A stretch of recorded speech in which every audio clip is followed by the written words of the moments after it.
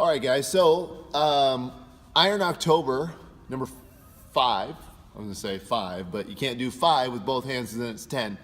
Iron October 5 is coming up this Saturday. I know a lot of you guys who are going to end up watching this video are not doing Iron October, our partner competition, same-sex people teams, and that's okay. What I'm here to do is actually give you some insight into competing better. So a lot of times when people compete, what they don't realize is the thing that's getting in the way is not the barbell, not the judges, not the multitude of workouts, or even the recovery between workouts so you can perform at your best. Really the main thing that has to be addressed is your mental state. So the mental state within a competition has got to be much sharper than what you would think. And there's a couple different reasons for this. It's because of some of the factors I mentioned. You can't control the judges. A poor judge or a judge with an axe to grind, guess what? You can't see that when you first notice them. The weights and the workouts are preset. The standards are preset.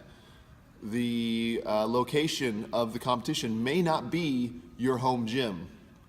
And then another factor that a lot of people don't think about is if they're not used to working out in a competition setting, is the mental game of trying to stay in a workout when you know you're being beat, right? And to compound that, you can know you're being beat by an athlete next to you, and you could also know that the workout maybe is a little bit beyond you. So there's all these different mental aspects. And then another one that really affects me that I don't really like is the pressure to perform at a certain time. So it's like your heat time is at 9:17. I hate that. If I get to kind of loom around the gym and go set things up however I wanted to, I would feel much, much better about starting when I was ready.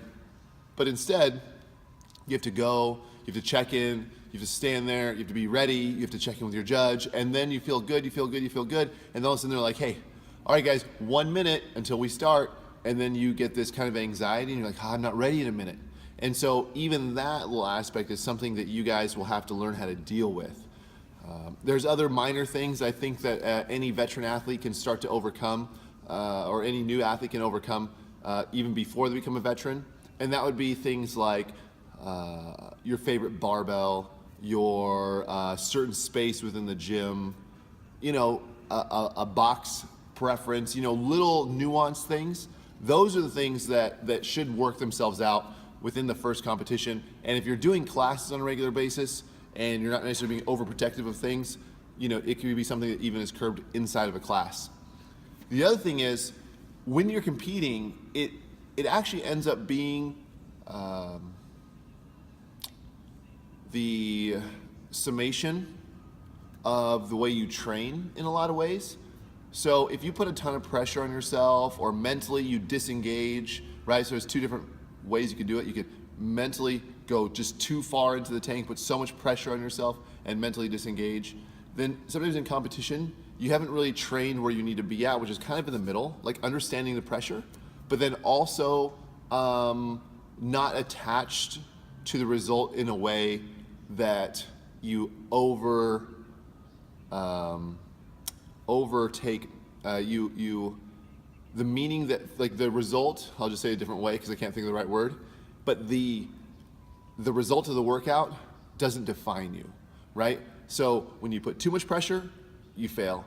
When you think like, oh, this workout doesn't matter at all, you fail, right? Because you're not able to step up to the plate. It's really learning how to be in that middle ground. So being really present in your workouts in the gym will also translate to that same habit on game day, okay? So that's the mindset aspect. The other mindset aspect is when you know you're behind in a workout, but then also when you know you're either out in front in a competition or when you're behind in a competition, how does that affect your performance? Really what you can't do is you can't control sometimes where you've already put yourself. You could have controlled it up to that point, but at that moment, you have a choice to walk out and be the best version of you, which is always a good thing to practice, Or you could walk out there and, you know, make an excuse or let yourself off the hook or do some other thing that you probably shouldn't do. So that's the mentality behind competition. If you can get that right, if you can be aware of those things, a lot of the adjustments like, oh, you know, remembering your shoes or an extra jump rope or your weight belt or tape or chalk or food or whatever can be overcome, because with a proper mindset, when those other things don't go your way, you are able to adapt and overcome very, very quickly, because you're not harping on or dwelling on the fact that you're like, oh my gosh, I forgot my weight belt. We're about to do a max effort lift. Instead, you relax, you breathe, and you go up to one of your competitors after they finish their heat and go, hey man, I left my weight belt at home. Could I borrow yours? Most athletes would be willing to share that. Most athletes would be willing to give that belt away. And you're like, oh, you know what? I don't want to rely on other people. No, you don't want to rely on other people. You actually want to rely on yourself and be prepared enough that you bring that stuff. But you also need to rely upon yourself to take ownership of that and be willing to reach out and ask. Okay?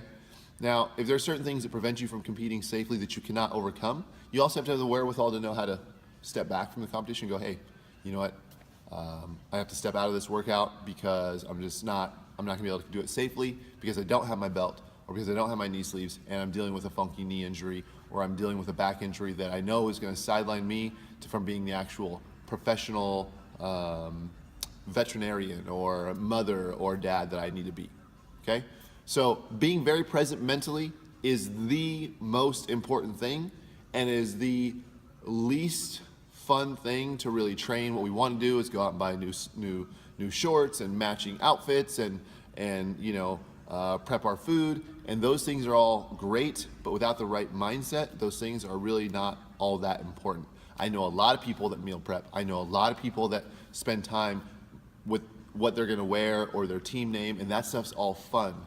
I know a lot of people though who do that who also don't perform very well, because mentally that's where their preparation stops, is on the stuff and not in the moment of understanding what they're doing at any given time through a competition.